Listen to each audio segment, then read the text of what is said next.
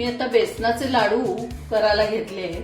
त्याच्याकरता मी 1 किलो बेसन घेतलं आहे आणि पाव किलो मी त्याच्यामध्ये बारीक रवा टाकलेला आहे.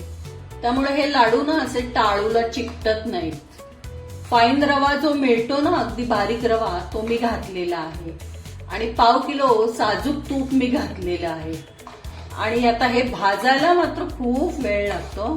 मंद गॅसवर अगदी लालसर असं छान भाजलं तर असे छान खमंग असे लाडू होतात.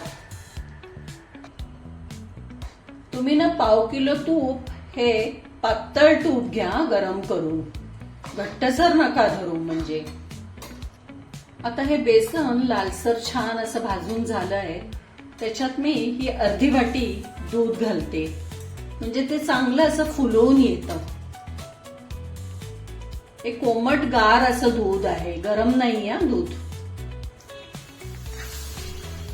आता हे बघा, हे बेसन चांगलं फुलून आलं आहे.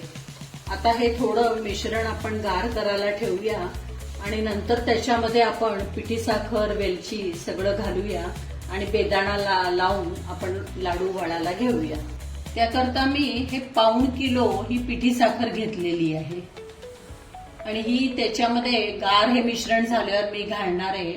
आणि 2 मोठे चमचे वेलची पावडर घेतलेली आहे, ती त्याच वेळेला लाडू वळायच्या अगोदर घालणार आहे.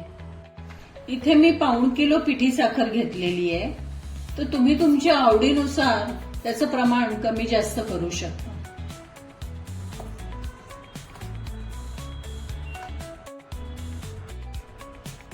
आता आपण ही पिठी साखर या मिश्रणात मिक्स केली आहे आणि आता आपण सगळं खालपासून वरपर्यंत असा मस्त गोळा करून घेऊया आता. आणि आता आपण ही 2 चमचे वेलची पावडर काढली होती ती त्यात घालून देऊया.